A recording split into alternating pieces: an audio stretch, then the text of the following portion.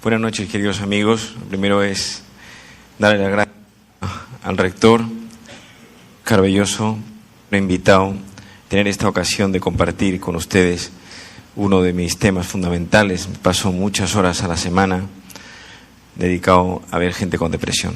Es para mí una satisfacción muy grande estar aquí. Óscar Belloso es un señor muy importante que en Maracaibo lo conoce todo el mundo y que está, decimos en Madrid, cuando alguien es muy importante y es un poco de sus características, se sale de la clasificación. Es como un río que se desborda, ¿no? Muchísimas gracias. Gracias al profesor Lombardi por sus palabras. Un historiador metido a enjuiciar un libro de psiquiatría. ¿Y qué hace un chico como tú en un sitio como este? Decía una película. Muchísimas gracias, porque el libro es un libro no está escrito para psiquiatras, ni para psicólogos, ni para médicos, ni para... Yo he querido escribir un libro para todo el mundo, que toda la gente pueda leer, no solo con este libro, sino con toda la trayectoria de mis libros. He buscado siempre que pueda entenderme el común de los mortales. Ortega y Gasset, el padre del pensamiento filosófico español del siglo XX, decía que la cortesía del filósofo es la claridad. Es decir, ser entendible es muy importante y para mí como psiquiatra mucho más. Y luego muchas gracias al psiquiatra de aquí de Maracaibo, que ha tenido la amabilidad de estar con nosotros y de explicar un poco pues lo que era la depresión. Efectivamente, la depresión es una enfermedad importante. Él ha ido contando pues un recorrido de cómo la enfermedad hoy tiene una incidencia muy grande. Muchas personas no saben que están deprimidas y nosotros lo que hacemos es explicarles fortiter in re, suaviter in modo, con claridad pero con delicadeza, qué es lo que tienen. Bien, voy a empezar con mi exposición. Y estamos aquí frente al Caribe. Yo soy un gran aficionado al mar. Yo navego en el Mediterráneo. He llegado a la conclusión que lo mejor es tener un amigo que tenga barco. Entonces, a uno le invitan, uno lleva pues un regalo. Generalmente yo soy un gran amante del vino. Tengo pasión por dos temas, el vino y las mujeres. Vivo con 5 mujeres, que no es cualquier cosa. En mi casa mando yo, pero se hace lo que dice mi mujer.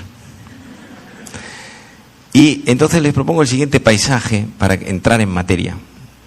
Frente al mar, frente al Caribe, hay un barco que se estea en el resol y se mueve. Y es una invitación para la vida. Navegar es como la vida misma.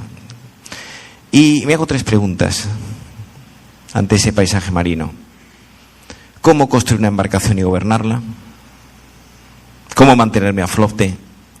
¿Y cómo llegar a buen puerto? Estas 3 preguntas metafóricas las traduzco a Román Paladino. ¿Quién soy yo? ¿Qué va a ser de mí? ¿Y dónde estoy? Por su orden, voy a responder por su orden a estas 3 cuestiones. ¿Quién soy yo? Yo soy una persona que habita, que reside, que se hospeda en una personalidad. El primer gran tema de cada uno de nosotros es nuestra personalidad. Tener una personalidad equilibrada es el puente levadizo que lleva al castillo de la felicidad. No una personalidad perfecta, redonda y completa, que eso se da en el otro barrio, sino una personalidad bien constituida. Es el primer gran eslabón. Me llevo bien conmigo mismo. Decían los griegos en el templo de Apolo, en el frontispicio del templo, había una inscripción que decía: Nos dice autum. Conócete a ti mismo. Primer tema importante. En segundo lugar, ¿qué va a ser de mí? La respuesta es: de mí va a ser lo que yo quiera hacer con mi proyecto de vida. Yo soy un proyecto de vida, un programa en donde residen 3 grandes notas que son amor, trabajo y cultura. Y cada una de ellas se abre en abanico. La vida afectiva, ahí es nada. Veo a la palabra amor falsificada. A cualquier cosa le llamamos amor en los tiempos que corren. Así nos luce el pelo. Trabajo es el gran acompañante de nuestra vida. El amor por el trabajo bien hecho. Hacer las cosas bien, despacio, estar en lo que estoy. Cada uno en su tarea. No hay un trabajo pequeño si se hace por amor. Y La tercera nota, la cultura. La cultura es libertad. La cultura, lo decía hace un rato yo en la televisión de la urbe, la cultura es la estética de la inteligencia. Y la cultura empieza por la lectura. Pero no se puede leer. Porque antes hay que apagar el móvil o el celular, como dicen ustedes. Y después hay que apagar la PlayStation. Y luego apagar la televisión. Y luego cerrar el periódico. Y en ese filtro se queda la mayoría de la gente. Nadie, casi nadie, muy poco. Solo los aristócratas de la inteligencia llegan a la lectura. Y la tercera pregunta: ¿dónde estoy? Quiero contarles una anécdota interesante. Yo tengo pasión por la literatura romántica francesa y española, y Stendhal, que es un pensador muy importante, luego me referiré a él a propósito de su libro sobre el amor. Stendhal publica un libro que se llama La Cartuja de Parma, y el personaje fundamental, Fabricio del Dongo, participó en la batalla, en una batalla importantísima que hubo allí, pero él no sabía dónde estaba, la batalla de Waterloo. Él fue llevado, fue desplazado con la gente. Muchas veces a nosotros nos pasa igual. Es decir, hacer a cierta altura de la vida balance existencial, que es arqueo de caja, y cada segmento de nuestra travesía rinde cuenta de su viaje. Hacemos un balance, un recorrido hacia atrás de los grandes asuntos, los 4 que he comentado. Mi personalidad, cómo la voy construyendo, cómo la trabajo. Tarda uno mucho tiempo en encontrarse a sí mismo. El amor es el primer argumento de la vida. Prima y mutatio appetitus, decían los clásicos. El primer movimiento de la condición humana es amoroso. Pero cuánto desamor hay a nuestro alrededor. El trabajo y finalmente la cultura. Por lo tanto, que sepamos pararnos. Todo análisis de cualquier vida de los que estamos aquí es deficitario, por la cantidad de cosas que no han salido de nuestra vida. Por lo tanto, este es el paisaje frente al mar que yo propongo. Y en medio de eso se cuela la enfermedad más importante del estado de ánimo, que viene de antiguo, no es de ahora. La gente dice, bueno, los psiquiatras habéis inventado la depresión hace poco. La depresión está inventada hace mucho tiempo. La primera descripción de la depresión, las primeras descripciones se dan en las culturas fluviales, que son fundamentalmente 2. Las culturas fluviales cercanas a Europa, que son la cultura del Nilo, la cultura egipcia. Ya en los libros de los muertos se describe la melancolía como enfermedad del ánimo. Y la cultura mesopotámica del Tigris y el Éufrates, donde también aparece en tablillas de arcilla descripciones de este tipo. Luego están las culturas fluviales orientales, como son las culturas del Yangtze, en donde también se habla de ello. Europa descansa sobre 4 raíces: Grecia, Roma, el mundo judío y el mundo cristiano. En las 4 se habla de la melancolía. Hay descripciones muy interesantes, por ejemplo, en el mundo griego. Grecia es el pensamiento, Roma es el derecho y el cristianismo es el amor.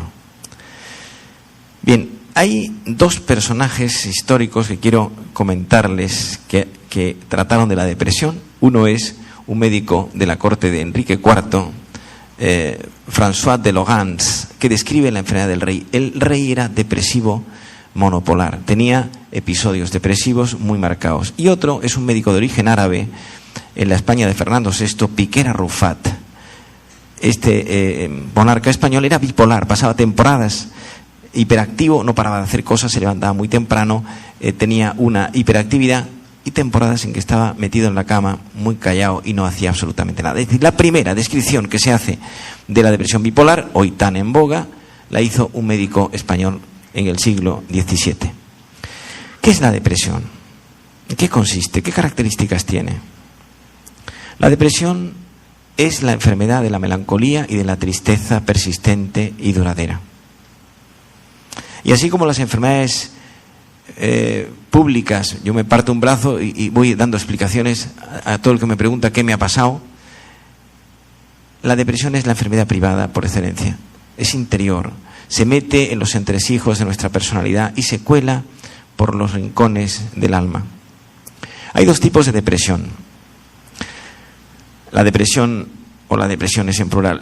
Endógenas, que son aquellas que vienen de dentro, endogeneidad, que son aquellas que se producen como consecuencia de un trastorno bioquímico cerebral. Nosotros tenemos en el cerebro un ordenador pequeñito, importantísimo, del que sabemos casi todo y del que no sabemos casi nada, que se llama la neurona. Nosotros tenemos 100.000 millones de neuronas. Y entre unas neuronas y otras hay entre 10.000 y 100.000 conexiones vecinas, de tal manera que se produce un intercambio bioquímico y eléctrico de enorme complejidad. Bien, este sería la depresión endógena. Es una modalidad muy frecuente, se curan casi todas, tiene buen pronóstico y son hereditarias. Nosotros, cuando hacemos una historia clínica, lo primero que le preguntamos al paciente es: ¿ha habido alguien en la familia que haya tenido algo parecido en España?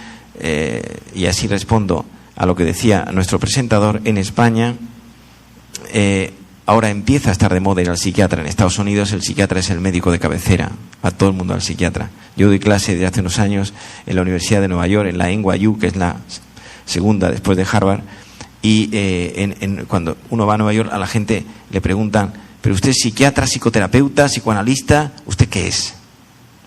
Bien, depresión endógena. Una anécdota que me viene a la cabeza, que me pasó en Nueva York la primera vez que fui a dar clase, y que es bastante ilustrativa.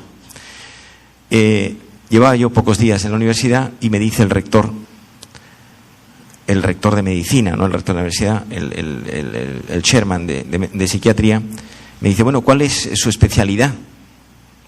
Claro, yo como sé cómo son los americanos, pues, digo: bueno, yo me dedico a las depresiones del adulto. Y me dijo: pero a todas las del adulto. Digo: bueno, a las de la mediana edad del adulto, pero a todas las de la mediana edad. Porque el americano está dedicado a la depresión del niño pequeño, de la depresión posparto, de la depresión en el adolescente. Pasan unos días y ya un poco más, con más atrevimiento, le pregunto yo al profesor: ¿cuál es su fellowship? ¿Cuál es la tecla suya dentro de la psiquiatría? Y me dice: yo me dedico a tratar solo psiquiatras neuróticos. Y le dije yo: ¿pero a todos? Es decir, que tenemos que tener muy presente que hoy la especialización en psiquiatría es impresionante, es brutal. Cuando uno habla de enfermedades depresivas, pues uno se queda corto de la cantidad de cosas que pueden darse ahí. Bien, depresiones endógenas, por lo tanto, hereditarias, bioquímicas, incomprensibles, y se curan prácticamente todas. En segundo lugar,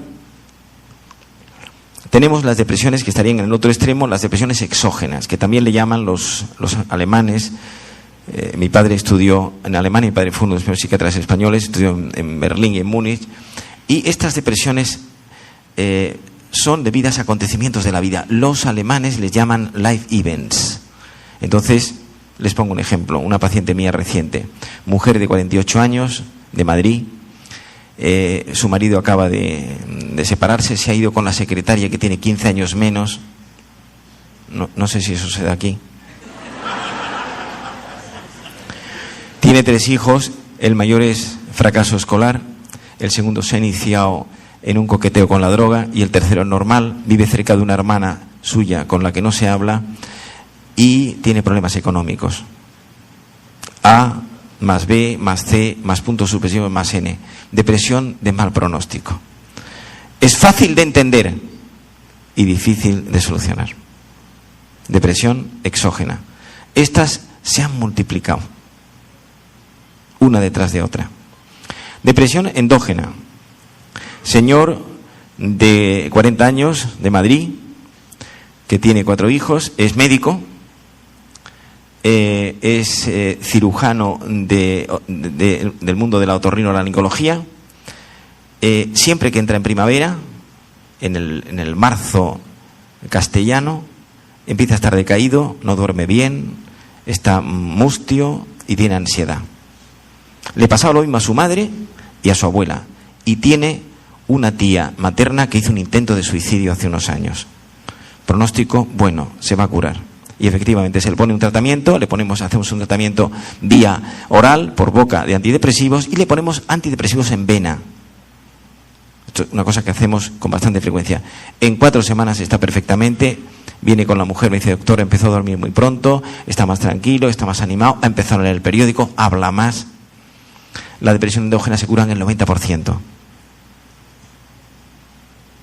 Que son inmotivadas, incomprensibles, no se captan, no se entienden, pero son biológicas, bioquímicas. Las otras, que son fáciles de detectar, tienen, como decía antes, un pronóstico incierto. Entre unas y otras hay un espectro intermedio de formas depresivas, predominantemente endógenas o predominantemente exógenas. Bien, los síntomas de la depresión, los ha dicho nuestro presentador, pues son físicos, psicológicos, de conducta y sociales. Tienen un amplio panorama. Yo me voy a referir a 3 modalidades de depresión por centrar un poco el tema. En primer lugar, las depresiones de la mujer. He dedicado en el libro un capítulo entero a ellas. La depresión en la mujer es 3 veces más frecuente que en el hombre en la Unión Europea. En algunos sitios, como en Venezuela, por ejemplo, es 3 veces y media más en la mujer que en el hombre. ¿Por qué ocurre esto? Porque los síntomas son prácticamente los mismos, pero mutatis mutandis entrando dentro del campo femenino. Pues son varios los aspectos. Por una parte, porque la mujer es la que transmite la vida afectiva, el mundo sentimental. Por otra parte, la mujer hace el hogar. En las familias venezolanas separadas, que hoy por desgracia es una epidemia importante, casi el 60% en general, luego hay matices estadísticos según las zonas, en las familias monoparentales, el 85% de ellas, la mujer es la que lleva el hogar, mientras que el marido está desaparecido. Otro factor de depresión es que la mujer es la que hace la casa y hay un estrés laboral. La vida, cuando a una mujer se pregunta, ¿tú en qué trabajas? Yo no trabajo en nada. Bueno, estoy en mi casa, por favor. Pero si el trabajo de la casa es más profesional que el de un ingeniero o el de un médico, pero no es valorado, no es considerado, no tiene resonancia. Y otro factor de depresión en la mujer, además de los 3 que he comentado, es el siguiente. La mujer tiene 5 posibilidades por la vida genital femenina de tener depresión. En primer lugar, la minidepresión del síndrome de tensión premenstrual. 3, 4, 5 días antes de la regla, una mujer tiene 2 tipos de síntomas, físicos y psicológicos. Físicos, cansancio anterior al esfuerzo, dolores en la zona de proyección ovárica, mastodinia, dolor en las mamas, en el pecho, agotamiento, y psicológicamente está irritable, hipersensible, nerviosa, llanto fácil y cambiante de carácter. Después nos encontramos en la otra posibilidad, no es que necesariamente tenga que tener depresión, es la depresión gravídica, la depresión durante el embarazo. Esta es muy escasa en Europa. En tercer lugar, la depresión post-aborto.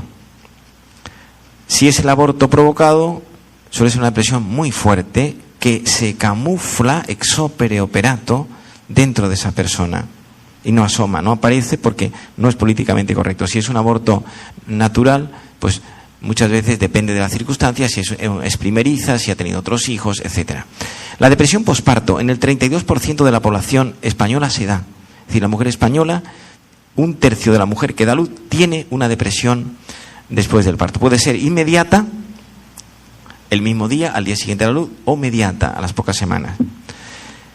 Y finalmente, las depresiones en la menopausia. Es decir, hay un gran cambio endocrinológico y entonces pues se produce un trastorno. La depresión endógena, no lo he dicho antes, pero lo ha comentado nuestro presentador, es una depresión que es debida a 3 sustancias fundamentalmente que fallan en el cerebro, que son la serotonina, la dopamina y la noradrenalina. Es decir, es unos cambios bioquímicos que se dan en unos espacios que se llaman espacios sinápticos entre unas neuronas y otras, y ahí se produce, en ese sitio específico, un fallo en el intercambio de estas sustancias proteicas. Bien, las depresiones en la mujer tienen buen pronóstico, simplemente un botón de muestra. El síndrome de tensión premenstrual, hoy se trata de forma precisa, a la mujer se le da una medicación que es un gestágeno y corrige perfectamente este síndrome. Muchas veces los maridos dicen, sé que te vas a poner mala porque estás de una manera que no hay quien que pueda estar a tu lado, ¿no? Bueno, pues esto sería el ejemplo.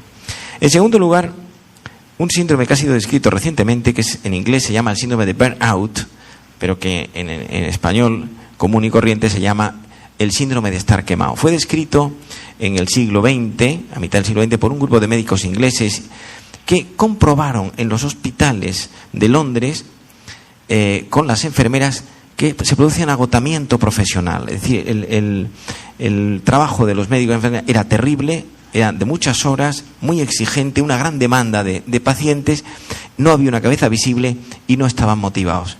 Y el médico y la enfermera iban a trabajar sufriendo mucho, un ambiente negativo en donde unos y otros no se hablan y se pueden cortar se corta un queso los silencios administrativos que allí se daban.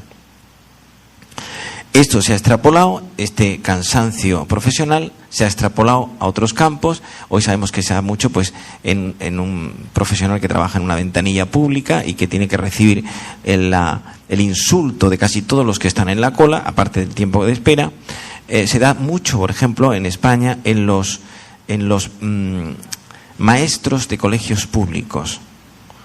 Y se deriva una pequeña cambio en lo que se llama la fobia del profesor, del maestro, a dar clase a los alumnos. Porque los alumnos son selváticos, no están educados, los padres han bajado la guardia y el profesor, el maestro, entra en clase con sudoración, taquicardia, pellizco gástrico, dificultad respiratoria, le tiemblan las piernas y empieza a no poder ir a clase porque existe esta situación terriblemente negativa con los alumnos. Muchas veces en estos casos lo primero es la baja laboral y luego intentar restablecer su trabajo en otro equipo. ¿Por qué? Porque es muy difícil a este tipo de personas en el ambiente explicarles que no se habla con el otro, que la relación es muy mala, que no hay comunicación, que uno casi no se dan los buenos días, etcétera. Y en tercer lugar, la tercera modalidad de depresión que quiero comentarles es la depresión del niño. Los niños también tienen depresiones. Pueden ser endógenas. He visto niños que no han tenido ningún problema de nada en familias estables y que a los 10, 12 años pues han tenido una depresión. De pronto un niño pues tiene un fracaso en los estudios, está triste, no habla nada, no dice nada. Bueno, depresión endógena. O las depresiones exógenas, que son muy frecuentes, sobre todo en las familias de padres separados mal avenidos. Nota a pie de página: el amor conyugal se ha convertido en un deporte de alto riesgo, bueno, como el parapente. Dice Lord Byron, un poeta inglés, iconoclasta y carpetobetónico: es más fácil morir por una mujer que vivir con ella. Entonces, bueno, pues piensen ustedes en los niños de padres separados que van una semana para acá, otra para allá. Ahora se ha puesto de moda en la Unión Europea y en España en concreto el compartir los padres la semana, y el niño está el martes con la madre y el jueves con el padre y el sábado con la abuela. Y entonces, claro, pues los niños están de aquí para allá y salen mal y están tocados. Bien, una observación: el niño de 7, de 8, de 10 años, en general, salvo excepciones, no tiene un vocabulario afectivo. Es decir, no maneja una semántica emocional. Y entonces, así como en el adulto, cuando le preguntas cómo te encuentras, pues hay una sinfonía de expresiones psicológicas: triste, decaído, deprimido, aburrido. El niño no lo expresa de palabra. En cambio, la depresión en el niño se manifiesta en la conducta, hacia afuera. El niño no juega. El juego del niño es fundamental. El niño, mediante el juego, explora la realidad. Miren ustedes, cuando un niño tengo un exceso de información, quiero decirles tantas cosas y no quiero agotarles. Cuando un niño tiene año y medio, un niño maneja 50 palabras. Cuando el niño tiene 2 años y medio o 3, maneja 1000. Se ha producido un crecimiento exponencial del lenguaje. Mediante el lenguaje se apodera del mundo. Pero bien, el niño, en la depresión, el niño no juega, el niño no habla, el niño no se ríe y el niño tiene un fracaso escolar rotundo. Un niño de notas medias, aprobados o notables, tiene todos suspensos. Y el niño empieza a hablar de la muerte de forma un poco rara. muchas veces el primer síntoma de una depresión en un niño, si los padres no están muy ojo a visor, es que el niño se toma 30 o 40 pastillas. O conductas de riesgo. El niño juega a unas habilidades en las cuales si se cae de donde se ha subido, se mata. Conductas de riesgo que traducen, que esconden, que camuflan un fondo de suicidio, más o menos claro o más o menos difuso. Bien, este sería un poco el panorama que yo quería presentarles. Las depresiones endógenas se curan casi todas. Hoy contamos con vacunas antidepresivas, es decir, con fármacos que frenan la recaída, que evitan estos pasos. Tenemos grandes éxitos en las depresiones bipolares, en las depresiones que suben y que bajan. Muchas veces en las depresiones bipolares más rebeldes utilizamos 2 vacunas, es decir, 2 estabilizadores del humor que se llaman normotímicos, es el nombre técnico. Y es importante calibrar en la persona la edad, el peso, la estatura y las características, porque casi todos los antidepresivos tienen algún efecto secundario. Entonces hay que ser muy medido en la aplicación. En las depresiones endógenas fármaco-resistentes, es decir, que porque las cosas no son blancas ni negras, entonces tenemos la necesidad de recurrir a métodos especiales. A veces mezclar 2 antidepresivos, pero hay 2 experimentos modernos, 2 grandes avances que no quiero dejarme en el tintero. Uno es el siguiente.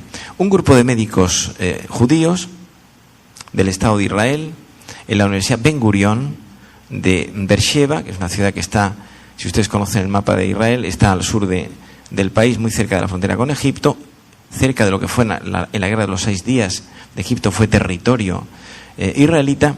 Un grupo de médicos, concretamente 2, Niemeyer y Gresaro, comprobaron lo siguiente.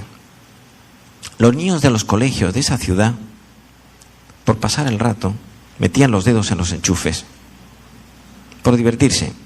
Lo he visto yo esto en Santander, en la ciudad de Santander. Tenemos aquí a un santanderino de pro, que es el cónsul de España en Maracaibo. Y en la zona de Potes y de Laredo, por divertirse. Y comprobaron estos médicos que esos niños pasaban unas semanas hiperactivos, con una gran fuerza y con mucha ganas de hacer cosas. Y extrapolaron este hecho curioso y valleinclanesco a el mundo de la psiquiatría. Y diseñaron un aparato que era una pala magnética que se aplicaba en el cerebro con unas descargas, y comprobaron que curaba la depresión, que no mejoraba con fármacos. Y diseñaron un aparato que se llama estimulador magnético transcraneal. Yo tengo un aparato que me he traído de Nueva York que es más moderno que el que diseñaron estos médicos. Bien, por lo tanto tenemos un primer avance. No necesita anestesia, no es el electroshock de su tiempo, que fue diseñado por 2 médicos italianos, Cerletti y Vini. Y el último grito en este momento es la estimulación con electrodos del nervio vago. Es decir, bien, dentro de los antidepresivos, una novedad también interesante. Bueno, las modas se imponen. Hoy casi, o sea, hace unos años casi todos los antidepresivos se engordaban. Saben ustedes que hoy la mujer que se lleva es como el Real Madrid de esta temporada. Sin delantera, sin defensa y sin centro del campo. Entonces, claro, una mujer sale de una depresión y coge 10 kilos y, como dicen los franceses, après moi le déluge, después de mí el diluvio. Hoy tenemos antidepresivos que adelgazan, que frenan el apetito. Bien, depresiones exógenas. De la depresión exógena lo más importante es la psicoterapia. La psicoterapia es arte y oficio. Es el modo, la manera, el estilo, la clase, como el psiquiatra cambia, modifica la conducta del otro. Y es una labor de penetración en el otro. Miren ustedes, el libro donde vienen todos los medicamentos se llama Vademecum. Es un libro gordo en España, donde hay todos los medicamentos. Hay uno que falta, que es el médico. Porque el médico muchas veces es el mejor medicamento para el paciente, salvo que la presión sea muy endógena. La figura del médico, lo que dice, lo que enseña, lo que transmite. Hoy, en la sociedad actual, hay un problema de modelos de identidad. Y hay 3 modelos que quiero comentarles. El profesor, el maestro y el testigo, de abajo arriba. El profesor explica una asignatura explicar una disciplina y muchas veces se queda ahí. Ojalá que la explique bien. Por encima está el maestro. El maestro enseña lecciones que no vienen en los libros. Al alumno le gustaría parecerse a su maestro. Hay algo que descubre, un imán que le empuja, que le arrastra. Observa algo en sus palabras y en su comportamiento.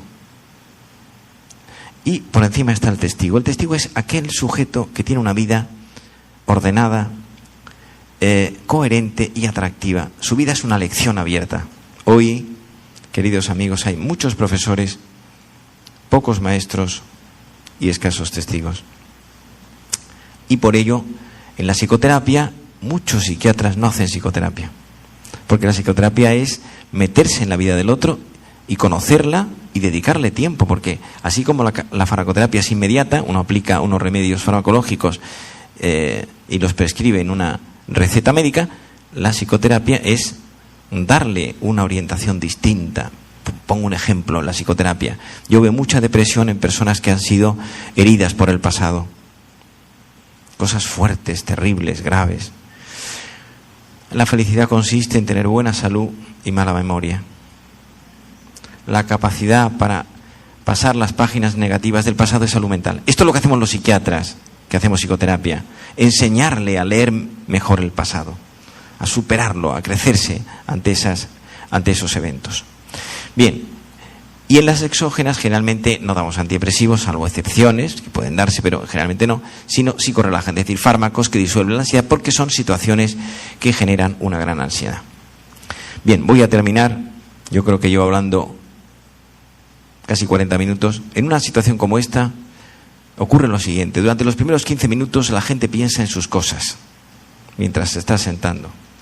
En los siguientes 15 minutos la gente piensa en el conferenciante. Y en los siguientes 15 minutos en la familia del conferenciante. Por lo tanto, yo voy a terminar. Y voy a terminar con el subtítulo de mi libro, En busca de la felicidad razonable. Se ha dicho muchas veces que la felicidad se encontró en un hombre que no tenía ni camisa. Cervantes, Don Quijote, en las bodas de Camacho dice, la felicidad no está en la posada, sino en medio del camino. La felicidad es una forma de viajar. Pues bien, la felicidad absoluta no existe. Es una quimera, es una utopía. Lo que existe es una felicidad relativa que yo le llamo felicidad razonable, que consiste en lo siguiente. Consiste en estar contento con uno mismo al comprobar que hay una buena relación entre lo que yo he deseado y lo que yo he conseguido. Administración inteligente del deseo. La felicidad es suma y compendio de la vida auténtica. Le voy a poner un ejemplo histórico, no me resisto, yo tengo pasión por este personaje del que le voy a hablarles ahora. Tomás Moro. Tomás Moro, siglo XVI, Inglaterra. A mí me hubiera gustado ser el niño de los recados de este personaje, llevarle el maletín, si es que había maletines en aquel tiempo. Tomás Moro fue Lord Canciller de Inglaterra, fue amigo personal del rey, pero el rey en un momento dado le cayó en desgracia. El rey se casó con la mujer de su hermano, el rey Arturo. La mujer era una española, Catalina de Aragón. Murió y luego el rey tuvo distintas amantes. Pues la Seymour, Catalina Howard. Pero en un momento determinado el rey plantea una cuestión de Estado. Y es que su matrimonio era nulo. Y entonces se basaba en un texto del Pentateuco, de los primeros 5 libros de la Biblia, del Levítico, y Tomás Moro tenía que firmar un papel diciendo que estaba de acuerdo con el rey. Entonces no había democracia. Y Tomás Moro no quiso firmar el papel. Lo firmó todo el mundo menos él y otro personaje, John Fisher. Entonces Tomás Moro se va a la cárcel. Y deja de ser canciller, pierde todo lo que tenía, se queda pobre, y escribe las famosas cartas desde la cárcel, que se las recomiendo. Y Tomás Moro habla de la felicidad, de que estaba feliz en la cárcel, era un hombre profundamente religioso, porque, y ahí es lo que voy, la felicidad no depende de la realidad, sino de la interpretación de la realidad que yo hago. Tomás Moro muere solo, arruinado, en la cárcel, pero coherente con sus ideas. No ha tenido Inglaterra, Tomás Moro muere en 1535, no ha tenido Inglaterra un personaje igual todavía. No lo ha tenido. Por lo tanto, la coherencia de vida es otro de los puentes que nos lleva al castillo de la felicidad. Bien, voy a terminar con dos sentencias. Una de Lao Tse, uno de los grandes sofistas del siglo VI antes de Cristo, uno de los grandes padres del pensamiento oriental, y otra de Lope de Vega. Empezó hablando del mar. Dice Lope de Vega, habla del mar y la invitación que es navegar, como la vida, ¿no? ¿Qué estás haciendo con tu vida? ¿Cómo van tus cosas, ¿no? Dice Lope de Vega, pobre barquilla mía entre peñascos rota, sin velas desvelada y entre las olas sola. Vemos el paisaje marino.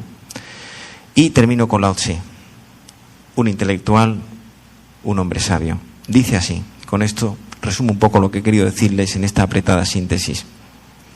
El que conoce lo exterior es erudito. El que se conoce a sí mismo es sabio. El que conquista a los demás es poderoso. Y el que se conquista a sí mismo es invencible. Muchas gracias.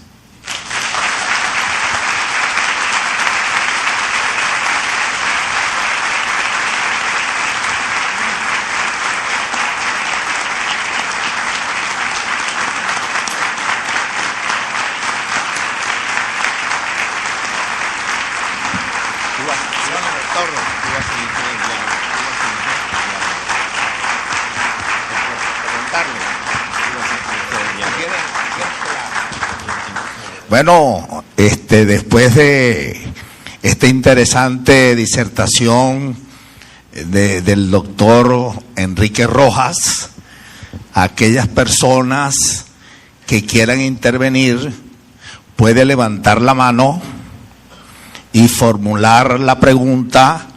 La gente de protocolo le proporciona el micrófono y el doctor Rojas está dispuesto a contestar las preguntas. Buenas noches, doctor Rojas. Necesito que me clarifique qué diferencia existe entonces entre la depresión y el estrés, porque siempre he manejado en el ámbito de la docencia como profesora que he sido durante 43 años, el estrés laboral del docente. Entonces ahora, luego de su disertación, me confunde lo que es la depresión y lo que es el estrés. Bueno, la depresión es, como he dicho antes, una enfermedad presidida por el desánimo, por la pena. Es un sentimiento interior que tiene esas connotaciones tan negativas. Mientras que el estrés es el ritmo trepidante de vida sin tiempo para nada. Es decir, yo estaba en Caracas ayer y antes de ayer y yo venía advertido del tráfico de Caracas, pero se habían quedado cortos. Y digo, pero por favor, para ir de aquí, yo estaba en un hotel que está en la Plaza de Francia, en el centro, el corazón de Caracas, y iba yo a un sitio relativamente cercano a comer, un restaurante que estaba, yo no estaba a 3 cuadras, y 35 minutos, digo, pero vamos a ver, no vamos andando a 3 cuadras, ¿eh? Bueno, esto es el estrés. El estrés es no tener tiempo para nada, estar permanentemente desbordado, querer llevar más cosas de la cuenta hacia adelante. Los americanos, que son los que más saben de psiquiatría, nos guste o no, dicen que lo mejor para vencer el estrés es decir que no ante tantas cosas como se presentan delante de uno. Es fácil de decir, pero es difícil. Por lo tanto, el estrés es ansiedad. La ansiedad es una emoción negativa que significa tensión, inquietud, desasosiego, anticipación de lo peor, mientras que la depresión consiste en un estado de ánimo en donde lo más importante es la melancolía y mira uno hacia atrás, mientras que en la ansiedad mira uno hacia adelante, en la depresión mira uno hacia atrás y aparece el pasado de forma kafkiana en todo lo negativo que hemos vivido. Siguiente intervención, por favor, levantan la mano. Buenas noches, mi pregunta es la siguiente. Usted habló acerca de la depresión genéricamente en la mujer, el hombre, antecedentes hereditarios, y en el caso de los niños, pero en el caso de los jóvenes jóvenes adultos, ¿no?, entre 18 o 25 años, que es la población esencial de esta universidad, ¿cómo se puede interpretar o cuáles serían esos factores? Porque, digamos, yo soy docente y a veces uno no está en función de solucionar problemas particulares ni nada por el estilo, pero ¿a qué le tengo que tener yo atención a un alumno que prácticamente como que no existe? Le digo, estás aplazado, y es igual que si le dijera que si tuviera 20. Es decir, ¿cómo se puede interpretar a nivel de psiquiatría el sentido de la depresión en los jóvenes? Bueno, yo diría, yendo al modelo que he comentado antes, hay las dos depresiones. Puede ser una depresión endógena, en el cual un chico de 18, 19 o 20 años aparece por primera vez un cuadro depresivo y se manifiesta de una forma rotunda. Entonces, es ver, lo que es importante es saber que es un cambio negativo en el estado de ánimo. Es decir, el que normalmente es abierto, comunicativo y tal, de pronto deja de ser abierto, de comunicativo, no estudia, no se concentra. Eso suena a depresión, hay que estudiarlo con detalle. Hay muchas depresiones en los jóvenes o muchos cuadros semidepresivos por temas amorosos.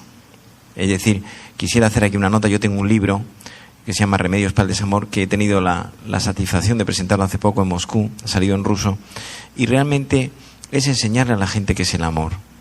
Entonces, qué fácil es enamorarse y qué difícil mantenerse enamorado. Ese es el libro mío. ¿Cómo me mantengo con mi mujer a lo largo de los años? Sería la explicación. Los alquimistas en la Edad Media buscaban la piedra filosofal, la clave de la vida. Bueno, pues en Remedios para el Desamor yo trato de explicar eso, cómo uno puede mantener esa relación. Entonces la gente joven pues se enamora y se desenamora, y hay un gran sufrimiento. Sobre el enamoramiento, les recomiendo a los que estén interesados en el tema 3 libros. El primero es de Ortega y Gasset. Ortega, en Estudios sobre el amor, dice que el enamoramiento es un trastorno de la atención. Normalmente la atención abierta panorámicamente se concentra en una dirección. Y dice Ortega que eso, en ese momento esa persona queda cogida mentalmente por la otra. En segundo lugar, Stendhal. Stendhal tiene un libro sobre el amor, que antes lo he comentado de refilón, en el que hace la siguiente definición del enamoramiento. Dice que es la cristalización.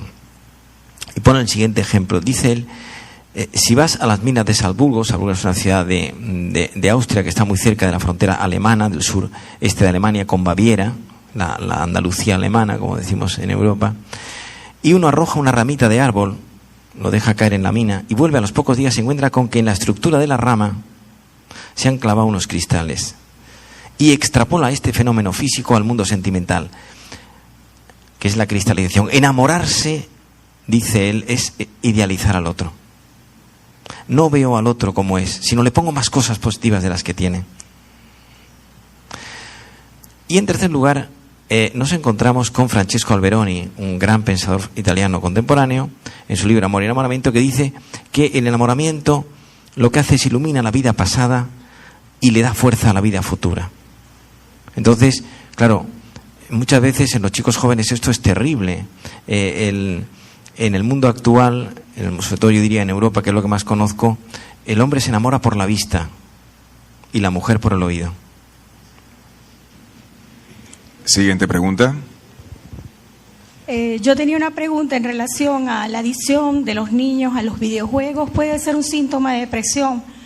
Ellos se centran básicamente en lo que es el juego o la internet y no ven más nada, es decir, se dejan de hacer muchas cosas, no se bañan, pierden el interés en interactuar con otros niños, se centra en eso. ¿Eso puede ser un síntoma? No, en general no es depresión, eso es una obsesión, es un hábito. Decían los escolásticos que la virtud es el hábito de obrar bien y el vicio el hábito de obrar mal. Entonces, una cuestión muy frecuente, y ahí entramos en la educación nosotros los padres, es que el niño se obsesiona y deja todo lo demás de lado. Educar, aprovecho para decir lo siguiente: educar es seducir por encantamiento y ejemplaridad. Educar es convertir a alguien en persona. Los padres no podemos pretender que nuestros hijos practiquen cosas que no vivimos sus padres. Y entonces, pues ahí hay que cortar eso como sea, cortarlo con argumentos, diciéndole que eso no tiene sentido. En la educación del adolescente, la pieza clave para mí se llama voluntad, que es la capacidad para hacer no lo que me apetece ni me pide el cuerpo, sino lo que es mejor para mí, mediante una especie de tabla de ejercicios, de gimnasia, de fuerza de voluntad. Ahora hago esto porque es mi obligación, después me aplico aquella otra tarea, aunque no me apetece, porque es buena para mí, y luego hago aquello otro que en ese momento me cuesta, porque hará de mí una persona dura pieza, la costumbre de vencerse en lo pequeño. Una persona con voluntad llega en la vida más lejos que una persona inteligente. Siguiente pregunta. Buenas noches, doctor. Gracias por la oportunidad de poder preguntarle algo que me hace ruido, ¿no? Que ya yo lo había escuchado antes y que con la conferencia, con la referencia y los comentarios del doctor Andrés. Y usted también lo ratifica, eso de que las personas que hablan de suicidio terminan, la mayoría, haciéndolo. Ok, ¿qué pasa con un joven que aparentemente tiene una vida normal, satisfactoria y se ve, pues de alguna manera satisfecho? Sin embargo, cuando escribe en sus diarios, habla de suicidio, de desinterés, de apatía por la vida.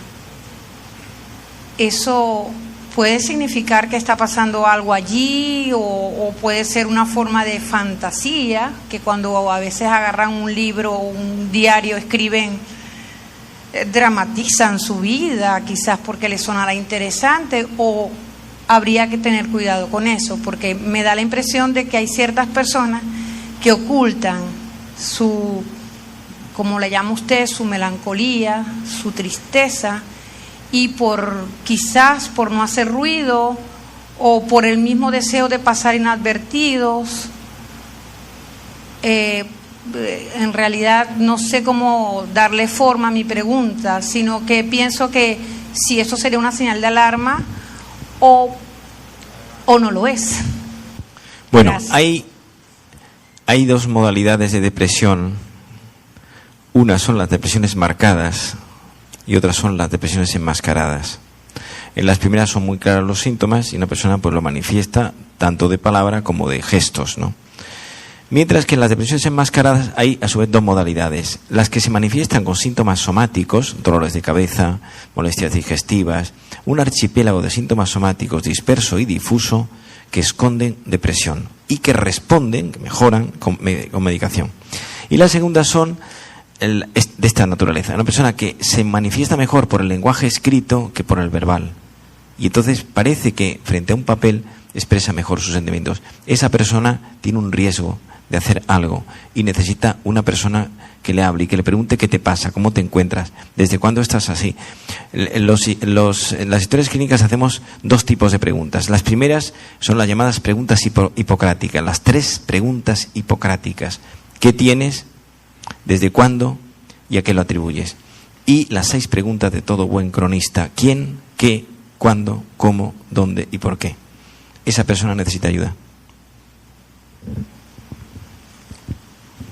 Sí, buenas noches, doctor.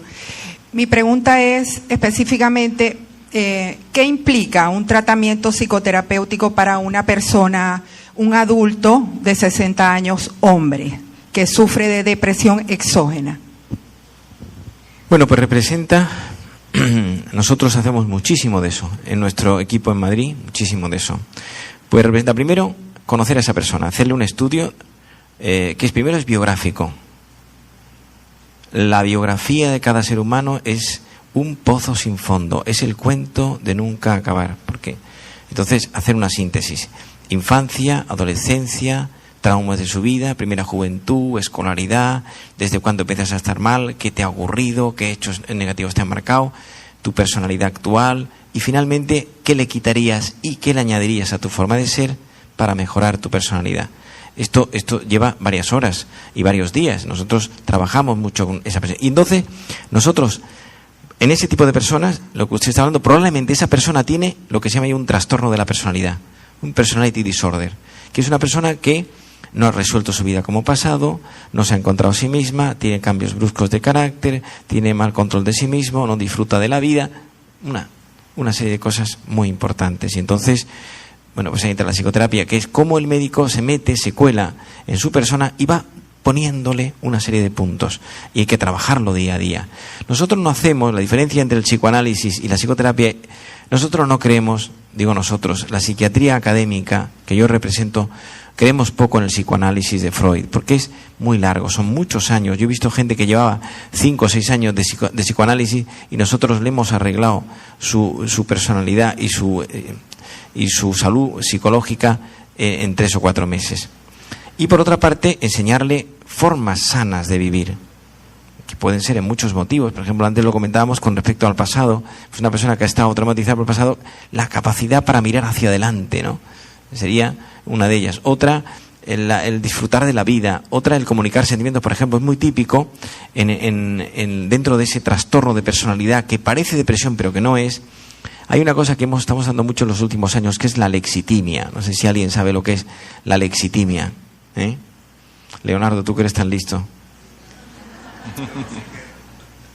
Bueno, la lexitimia es una palabra de origen latino, a, partícula negativa, lexos, lenguaje, y timia, afectividad. La lexitimia es la dificultad que tiene generalmente el hombre para expresar sentimientos positivos. Es un trastorno grave. Te quiero, te necesito, te amo, te como frita, eres mi vida. Entonces, la magia de la palabra, ¿eh? Entonces, bueno, pues eso es un trastorno importante porque uno destapa y perfora la superficie y ahí hay cosas que pasan. Por lo tanto, esa persona de la que usted habla tiene un trastorno de la personalidad con gran seguridad. Había luego que demostrarlo. Una última intervención. Buenas noches. He oído hablar del estrés en los niños y muchas personas me han dicho que es asombroso el estrés en los niños. Nuestros niños hoy día están en muchas actividades, los padres trabajan, ¿okay? y buscamos a ocupar a los niños en algunas cosas. El estar en muchas actividades, a los niños que no quieren estar en esas actividades les estresa, ¿okay? Mi pregunta es la siguiente: ¿un niño con depresión puede llegar a ser un adulto depresivo también? ¿Cómo ayudarle en este caso? Puede llegar a serlo, pero no necesariamente. Es evidente que muchas personas, cuando uno hace una historia clínica de un adulto, pues decimos de 30 años, uno pregunta, ¿has tenido depresión alguna vez? Y dice, pues mire usted, precisamente con 17 años tuve una depresión porque me suspendieron un examen, o porque mis padres se separaron, o porque pasé una racha muy mala, o porque no tenía ganas de nada. Lo recuerdo vagamente. Bueno, pues eso asoma a que es una depresión. Y 20 años después, o si la tuvo con 17 años, pues a los 30 y tantos años tiene otra depresión. El tema es identificar si esa depresión es exógena o es endógena, o es mixta, porque hay depresiones endorreactivas. Hay parte de bioquímica y hay parte del otro tema. Entonces ahí es la capacidad, la pericia del psiquiatra. Por eso digo, el psiquiatra tiene un arma especial que es el contacto interpersonal. En la seguridad social de muchos países, el médico psiquiatra le dedica al paciente 5 minutos, en algunos 10. Yo con mis pacientes estoy 1 hora o estoy 50 minutos en una revisión. En un primer día nosotros estamos muchas horas. Digo nosotros porque no le veo yo, le ve una psicóloga, otro psiquiatra, otro médico que está en mi equipo. Es decir, y tratamos de enterarnos de qué le pasa. Le hacemos un test de inteligencia, por ejemplo, a casi todos. La gente, todos, nuestras abuelas dicen, mi nieto es muy inteligente. No, la inteligencia no es que te den en un test un puntaje muy alto. La inteligencia es saber gestionar bien la propia vida. Eso es inteligencia. Y hay muchos tipos de inteligencia, ¿no?, que no se miden en los test porque muchos no tienen la capacidad de captación de eso. La inteligencia teórica, una intelectual, la inteligencia práctica, la inteligencia analítica, sintética, discursiva. Se ha puesto de moda gracias a Goleman, un americano de oro. La inteligencia emocional, la capacidad para mezclar corazón y cabeza. Piensen ustedes el drama del hombre que no sabe expresar sentimientos y que se pone solo cariñoso con su mujer minutos antes de tener relaciones sexuales. Ahora sí, doctor Rojas, una última pregunta. Buenas noches, un verdadero placer estar aquí y sobre todo conocerlo a usted. Ahorita estaba haciendo referencia en cuanto a mi pregunta.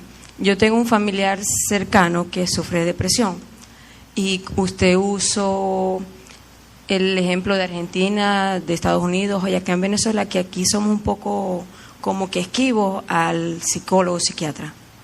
¿Cómo saber un depresivo? ¿Cómo escoger un verdadero maestro testigo para que en verdad lo ayude a uno en la enfermedad? ¿Cómo identificar? Pues miren ustedes, tengo que ser muy sincero. La sociedad actual, sobre todo en los países, vamos a decir, de Occidente, tiene lo que se llama el perdigón posmodernista. El posmodernismo ha dejado una secuela negativa. Y esa secuela tiene 4 notas que son las siguientes: el hedonismo, la entronización del placer. Lo importante es pasarlo bien. El consumismo, tanto tienes, tanto vales. Si eres rico, no te preocupes que todo va bien. La permisividad, haz lo que quieras, todo está permitido. Y el relativismo, que es una enfermedad, es una dictadura moderna, que significa que todo es bueno y todo es malo, todo depende en última instancia de la óptica personal. Esta tetralogía, hedonismo, consumismo, permisividad, relativismo, da lugar a un ser humano sin referente y sin remitente, sin saber de dónde viene y de dónde va. Y entonces, no es que no hay modelos. Entonces hemos hecho, al hacer esto, hemos dicho, psiquiatras, pasad y arreglar la cosa, pero ¿y los psiquiatras? ¿Estamos equilibrados? En Estados Unidos es muy frecuente encontrar psiquiatras que están neuróticos, que están enfermos, que son depresivos. Bueno, los 6 o 7 primeros discípulos de Freud, exceptuando Adler y Jung, se suicidaron todos. Por lo tanto, ¿cuál es la respuesta? La respuesta sería lo que he comentado antes. El que no sabe lo que quiere no puede ser feliz. Tener ideas claras sobre lo que yo quiero hacer con mi vida y ser concreto, zapatero a tus zapatos, no querer tocar 17 teclas. Y entonces pensar, por ejemplo, quiero mejorar mi vida conyugal. Piensen ustedes qué tema tan fabuloso. Y entonces, pues luz y taquígrafos. Vamos a empezar por el matrimonio. Y entonces, pues tres perlas, 3 notas para este tema. Primero, perdonar. Te perdono. Me perdonas. El perdón sin olvido no es nada, es una quimera. Cuando alguien dice yo perdono pero no olvido, eso es nada. Pero el olvido necesita tiempo y esfuerzo y capacidad. Perdonar, en primer lugar. En segundo lugar, evitar discusiones innecesarias. En las parejas bien avenidas se discute muy poco. Y en tercer lugar, la tercera cosa que quiero dejar aquí sobre la mesa: no sacar la lista de agravios del pasado. No quiero, no me da la gana, porque es ruinosa, se lleva por delante la mejor relación que exista. Voy a terminar porque además están ustedes cansados y yo creo que me he pasado de la raya en el tiempo, pero bueno. Voy a terminar con un poeta español del segundo siglo de oro, de la generación del 27, la generación que tiene 2 padres que son Juan Ramón Jiménez y Góngora, el gran poeta barroco. Y dice, es Miguel Hernández, en El rayo que no cesa, y dice lo siguiente, y ahí entraría este tema del conyugal, el tema de la amistad. Dice Miguel Hernández, en un verso precioso, el último terceto: a las aladas almas de las rosas del almendro de nata te requiero. Que tenemos que hablar de muchas cosas. Compañero del alma, compañero. Muchas gracias.